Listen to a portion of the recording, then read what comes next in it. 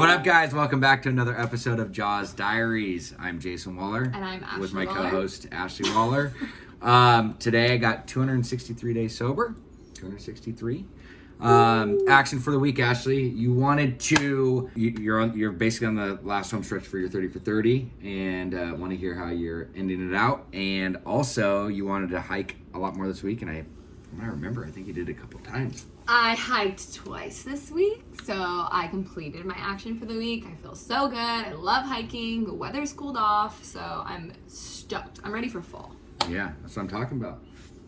There you go, babe. Crushing. Proud of you. Crushing. Mine was to pray every morning and every night. I did really good. I may have missed once or twice, way more than I was doing, and I feel the benefits from it. And Ashley and I are actually praying a lot more together, so that's been really nice too, and something that we actually learned, our therapist told us to start doing in the developmental phases of building a relationship with God, is to actually not only just express our gratitude and pray for things that, you know, we want to improve on and different things, but also the things that we are frustrated with, you know, and developing that relationship. And what did Sandy exactly say? She said to complain to him. Yeah. Which I thought was really interesting. Builds like a closer relationship with your higher power or God, because without like complaining and letting them know your fears and frustrations, you can't really build that like one-on-one relationship with. I really like that. I have never done that before, and so I. I'm going to start doing it more often. Me too. A lot of things I got to complain about. Just kidding. No, but seriously, I think it's something I want to start trying. So good call, Sandy. We're going to let you know how it goes. Personal check-in. Ash. This has been a really great week. I really can't complain about anything. I feel like I was really accountable. I've been praying a lot more. My relationship with my higher power, even though it's just been a week, has changed tremendously. I'm starting to feel less uncomfortable about praying and better, and just continuing to learn more and continue to grow in my relationship with God. So I think it's been a really good week, and I'm looking forward to this next week. How with your Bible study, how has that been working for you in regards to like codependency? Has it been able to help at all? Like having that group and being able to talk, do you find benefit like you would in a meeting? Yeah, I think so for sure. I think a lot of people, especially, I don't know if codependency is like, I feel like everybody kind of suffers from codependency, but a lot of times a lot of females, I feel like, suffer with a lot more codependency, because we have this, I would say, like stigma or this idea where like women have to take on everything. And, you know, I'm not the kind of person that reaches out for help a lot of times. I'm like, I got it, I can do it, I'll do this, I'll do that. And then I feel like this amount of anxiety and resentment towards others because I'm not asking for help. And that's something I've learned over the years, and especially the last couple months, almost like a year of therapy, is like really asking Jason to help me with things, even if it's just like unloading the dishwasher, how important it is.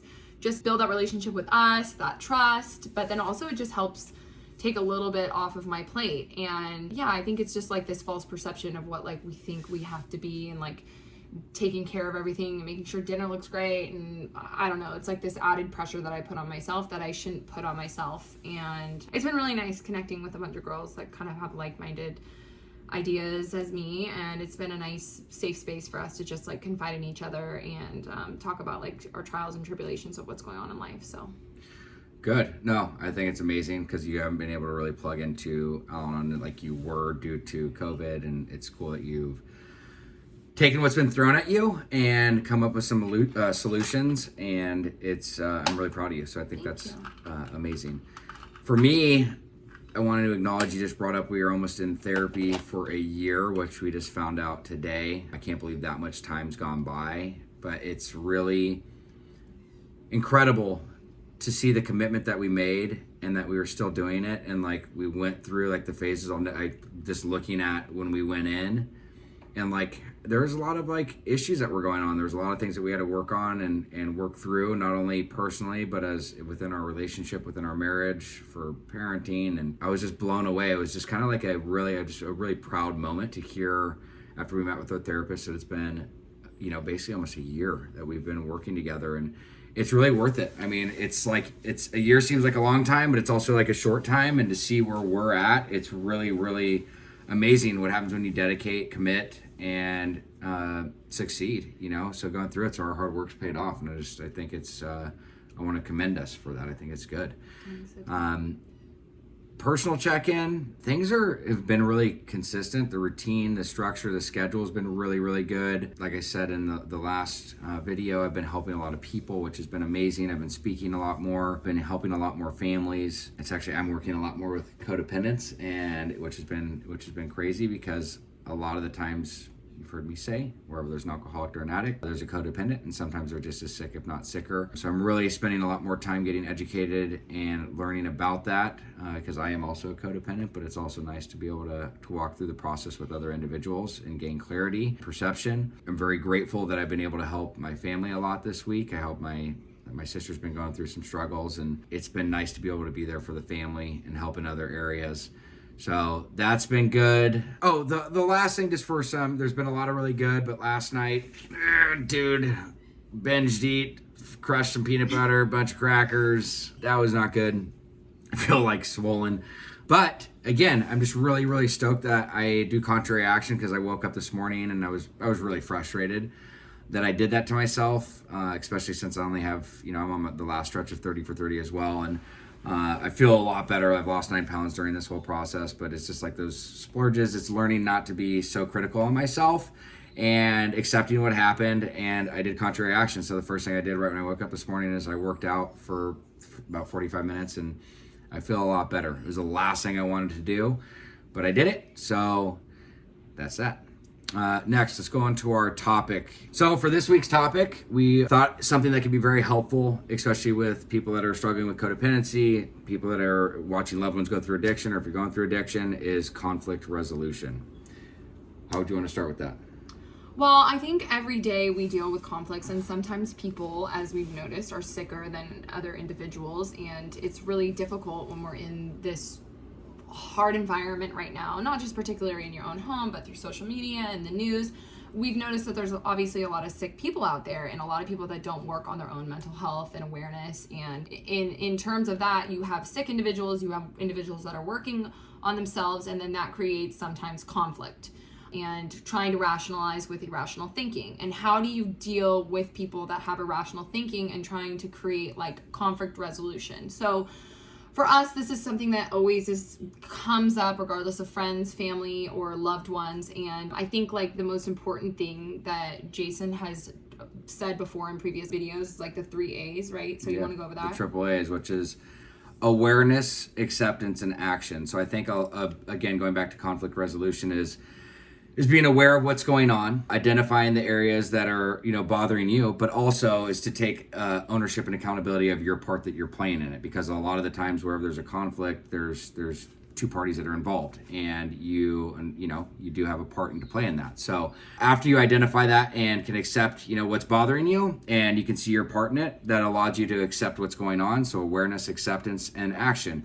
So after you're at a place where you've processed everything and you can actually accept it, the action is how you approach something. And I think when you start in any conversation or dialogue, when you're wanting to have, conflict resolution and or a solution, is to start with your part and how you were wrong, and approaching it of, I take ownership or accountability in this, or this. And, I just want to let you know where this is, how this has made me feel. And I'd like to come up with a resolution. And so we've laid that out, and I'll just give you just a basic example of what we've gone through. We just did this. Is I approached the situation. I took a lot more inventory on a part that I did not see that I thought I had. And once I did that, it actually broke down the walls on my side of the frustration and or anger that I had with the person I was dealing with. And that allowed me to be in a place of compassion, understanding, sympathy, and to approach the situation from a loving way. I think that's really important too. Like a lot of times when you're in that triggered environment, I want to say triggered because that's what happens. Like when you're around a lot of sick people, for me personally, anytime that I'm around somebody that's not like in the healthy state of mind, it's a trigger for me. That has nothing to do with me. It has to do with them, but I'm a codependent. So if they're sick and I'm around them, it's very triggering for me. So what does that mean? It means I'm a lot of times not coming from a loving place. I'm coming from defensive.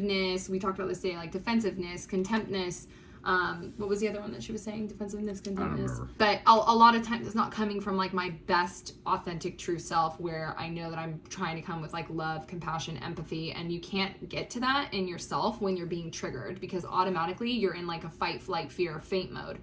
So it's really important to pause, take a break, and do those 3 A's that Jason was talking about. But also, when you can let down your own walls, it does help when you take ownership to be able to come from a loving and kind place. Well, it's just important to see your part, because the whole point of the conversation, I think, and to wrap this up, is it's seek to be understood and seek to understand. Like you need to understand where the individual is coming from, because when you're in conflict, you're not in a place of where you're wanting to explore and have an understanding. You're wanting to be right. At least that's what we experience. And so when we approach it from, I want the individual to understand where I'm coming from, and I want to be understood, and vice versa. So hopefully that was a quick little tool or tip that can help you. It's something that we went through this week, and we actually ended up on the other side. So it was very beneficial, and we thought we'd share that with you guys. So let's go into our action for the week. What is your action for this week? So I have been reading this new book, Anxious for Nothing, and I'm loving it.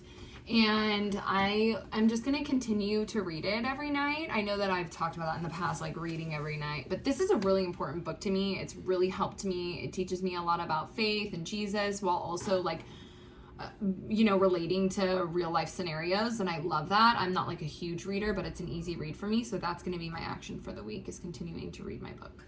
I love it. For me, I actually want to embrace my younger self, and I want to take life a little bit less seriously. I want to revert to take time to be a kid again. Play. Play. And well, it's oftentimes when we're in the thick of things, it's we can get so preoccupied and just basically miss the little things that matter. So I want to take myself a little less seriously, and I'm going to do something that I did when I was young that I haven't done in a long time. I'll let you know what that is. I love that.